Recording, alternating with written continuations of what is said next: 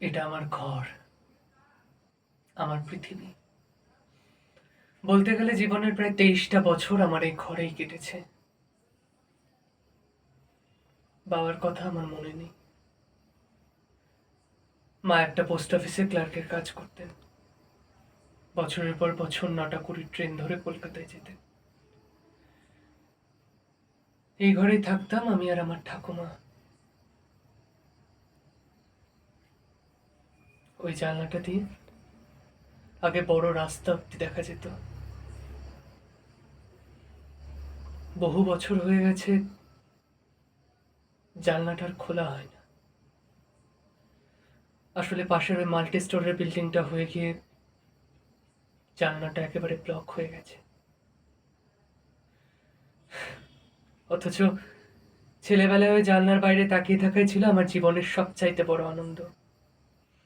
সকাল থেকে দু হাতে করাত ধরে দাঁড়িয়ে থাকতাম। বড় রাস্তা দিয়ে গাড়ি ঘোড়ার চলাফেরা, ফেরিওয়ালার হাঁক, মানুষের আনাগোনা, এইসব দেখে যে কি আনন্দ পেতাম কে জানে। আমার ঠাকুমা প্রায় বলতেন, সারাদিন হাঁ করে কি দেখিস বলতো বাইরে।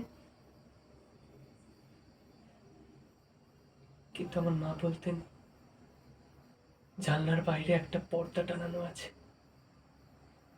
ও সারাদিন সিনেমা দেখে।